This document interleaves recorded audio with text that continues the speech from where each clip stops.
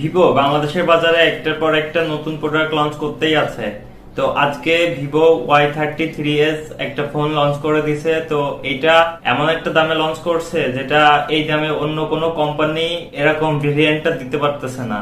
যেমন 8128 এই ভেরিয়েন্টটা কিন্তু অন্য কোনো কোম্পানি এই দামে কখনোই দিতে পারবে না অথবা দিচ্ছে না। তো আমরা ভালো ভিভো ফোন সবাই জানি কম বেশি করে ভালো এবং লুকিং এর দিক থেকে ভালো হয়, কিন্তু এই ফোনটাতে এমন একটা প্রসেসর দিছে যেটা কিন্তু বাজেট হিসাবে মেনে নেওয়া যাচ্ছে না। এই ফোনটার ফিচারে যথেষ্ট পরিমাণে সবকিছু ভালো দেওয়ার চেষ্টা করছে, কিন্তু দুই একটা জায়গায় খুব ঘাটতি দেখা গেছে। এই ভিডিওতে আমি আপনাদের জানিয়ে দেব যে কি কি সমস্যা রয়েছে এই ফোনটাতে এবং কি কি দিলে ভালো হইতো, সবকিছু এই ভিডিওর মাধ্যমে জানিয়ে দিচ্ছি। তো অবশ্যই ভিডিওটা সম্পূর্ণ দেখতে থাকুন। এই ভিডিওতে আমি সবকিছু জানিয়ে দেব।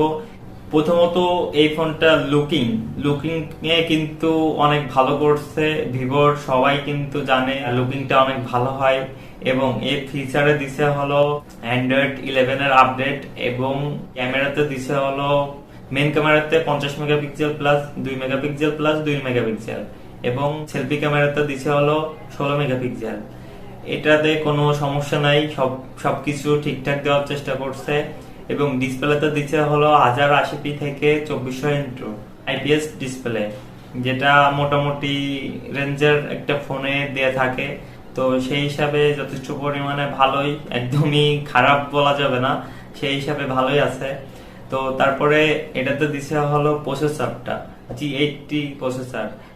এটা মিডিয়াটেকের G80 প্রসেসর 12 ন্যানোমিটার একটা প্রসেসর, যেটা 2022-এ এসে 6 ন্যানোমিটার চলতেছে। এবং এই প্রসেসরটা অনেক ফোনে দেখা গেছে, কিন্তু এরকম একটা বাজেটে এরকম একটা প্রসেসর দেওয়াটা ঠিক হয় নাই, আর একটু আপডেট প্রসেসর দেওয়া ভালো ছিল। তো তারপরে রাখা হয়েছে হলো 5000 ব্যাটারি এম্পিয়ার, যেটাতে ব্যাটারি নিয়ে কোনো সমস্যা নাই, কিন্তু চার্জারটা একটু কম দিছে 18 ওয়াট, যেটা 33 ওয়াট দিলে খুব ভালো হতো, যেটা আমার কাছে একটু কম মনে হয়েছে। কারণ সবাই এখন ফাস্ট চার্জিং ইউজ করা শুরু করছে, সেই হিসাবে কিন্তু 18 ওয়াটটা একটু কমই হয়ে যায়। তবে এটাতে 8128 দেওয়া হয়েছে, 8 জিবি র্যাম এবং 128 জিবি রম, যেটা এই বাজেটে কিন্তু অন্য কোনো কোম্পানি দিচ্ছে না। তো এটা ফোনের দিক থেকে একটা প্লাস পয়েন্ট।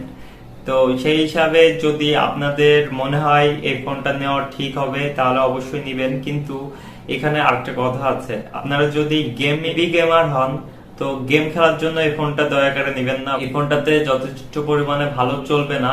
ফ্রি ফায়ারটা খুব ভালো চললেও পাবজিটা খুব ভালো চলবে না। 12-14 হাজার টাকার ফোনে কিন্তু এই প্রসেসরটা দেওয়া দেখা গেছে অনেক ফোনেই। তো সেই হিসাবে 20,990 টাকায় এরকম একটা ফোনে যদি এই প্রসেসরটা দেওয়া হয়, কোম্পানির ফোনে আছে যেটা এই রেঞ্জে এর থেকে ভালো প্রসেসর দিয়ে ফোন লঞ্চ করছে, কিন্তু হয়তোবা র্যামটা একটু কম আছে। কিন্তু প্রসেসরটা যদি আপনার ভালো না থাকে তাহলে র্যামটা দিয়ে আপনি কি করবেন? আর তারপরে এটাতে ভার্চুয়াল র্যাম অ্যাড করা যাবে, যেটা আমার কাছে মনে হয় একদমই কাজের না। যদি ভার্চুয়াল র্যামই যদি অ্যাড করলে সেটাই ভালো কাজ হইতো, তাহলে আর ওই 8 জিবির জায়গায় 12 জিবি দিয়ে দিত, তাহলে অন্য কোম্পানিরা ওই ভার্চুয়াল র্যামই অ্যাড করার চেষ্টা করতো। কিন্তু ভিভো যে এটা কেন করে সেটাই আমি বুঝি না। ভিভোর কিন্তু অধিকাংশ ফোনে এরকম ভার্চুয়াল র্যাম অ্যাড করার সুযোগ আছে, সেটা ভিভো কোম্পানিরা বলে থাকে, কিন্তু এটা আসলে কোনো কাজের না। তো আপনাকে শুধু শুধু যদি টাকাটা নষ্ট করতে চান ভার্চুয়াল র্যামের জন্য, তাহলে হয়তোবা একটু বোকামি হবে।